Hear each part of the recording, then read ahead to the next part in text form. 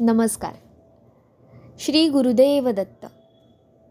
दत्त जयंतीच्या या सिरीजमध्ये तुम्हा सगळ्या दत्तभक्तांचं मनापासून स्वागत आहे. पहाटेपासूनच मोठ्या जल्लोषात, उत्साहाने आणि आनंदाने सगळे दत्तभक्त इथे महाप्रसादाची तयारी करतात. कोणी भाजी निवडणं, कोणी तांदूळ आसणणं, कोणी महाप्रसाद बनवणं, अगदी निस्वार्थ मनाने ही दत्तगुरूंची सेवा इथे चालू आहे. आणि एक महत्त्वाची गोष्ट म्हणजे स्त्रिया आणि पुरुष इतकेच नाही अगदी लहान मुलंसुद्धा अगदी निस्वार्थी मनाने ही सेवा करतात.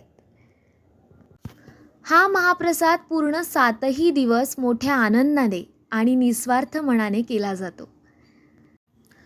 जो तो अगदी निस्वार्थ मनाने दत्तगुरूंची सेवा करण्यात रंगला होता. टाळांचा गजर, आरती, अशा सगळ्याच गोष्टी, हे वातावरण फार प्रसन्न होतं. प्रत्येकाच्या चेहऱ्यावर एक वेगळाच उत्साह होता. जो तो आपल्या देवाच्या भेटीला अगदी धावून आलाय. गाणगापूरमध्ये दत्तात्रयांनी भिक्षादान प्रथा चालू केली, जी युगानुयुगे चालू आहे. ती साक्षात आम्हाला इथे पाहावयास मिळाली. भिक्षादान म्हणजे काय, तर साक्षात दत्तगुरूंनी सर्व दत्तभक्तांना दिलेला श्रद्धेचा प्रसाद. यालाच भिक्षादान असंही म्हटलं जातं. दत्तयाग यज्ञ. दत्तयाग यज्ञ म्हणजे भगवान दत्तात्रय यांना समर्पित केलेला एक शक्तिशाली यज्ञ आहे, जो नकारात्मक ऊर्जा दूर करून सुख, समृद्धी, ज्ञान आणि यश मिळवण्यासाठी केला जातो. या दत्त मंदिराची पूजा, ग्रहांची पूजा आणि मंत्रांचे हवन यांचा समावेश असतो, ज्यामुळे जीवनातील अडथळे दूर होतात आणि सकारात्मक बदलसुद्धा घडतात. एक विशेष म्हणजे हा यज्ञ अगदी सगळे दत्तभक्तसुद्धा करू शकतात.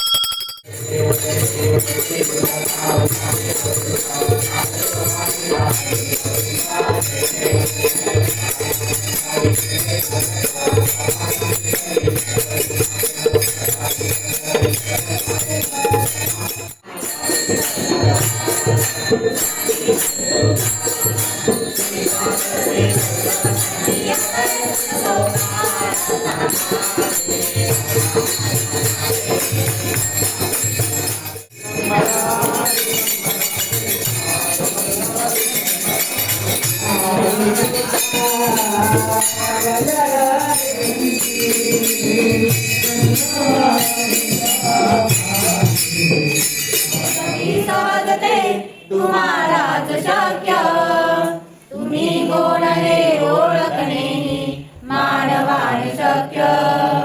जी जी इच्छा मनी धरावी पूर्ण तुम्ही करता, जे जे तुमच्या मनात येईल करुणी दाखविता. भूत भविष्य वर्तमान रे तुमच्या हातात, महागार हा तुम्हा पुढे होई भयभीत.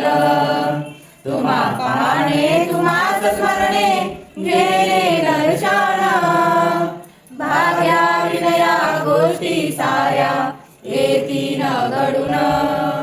तुमच्या चरणी सतता मुची वाढावी निष्ठा, अयोग्य गोष्टी आम्हाला वाटाव्या विष्ठा. धरणे आम्ही भावे तुमचे जगी घट्ट चरण, सोडणार कधी नाही आम्ही आले जरी मरण. नित्य गणावे स्मरणी पूजन देव सरंगावा, लक्ष्मण महाराजांचा जय जयकार मुखी व्हावा. लक्ष्मण महाराजांचा जय जयकार मुखी व्हावा. देव महाराजांचा जय जयकार मुखी व्हावा. दत्त जयंतीला तिची स्थानापन्न झाली आणि तिथपासून एक ह्या ठिकाणचा हा जो कार्यक्रमाची रूढी चालू झाली ती त्यावेळेपासून. दुसऱ्या वर्षी सप्ताह चालू झाला. 7 दिवसाचा सप्ताह असतो आणि 8व्या दिवशी दत्त जयंती असते इथे. 7 दिवस 5 घरी भिक्षा मागणं. दत्तांची एक झोळी आहे तिथे या देवळात, ती झोळी 5 घरी फिरवावी लागते. ही संकल्पना त्या दिवसापासून चालू झाली. मग त्या 5 घडीच्या भिक्षेतनं जो काही धान्य जे काही येईल ते लोकांपर्यंत जावं या भावनेतून अन्नसत्र चालू झालं.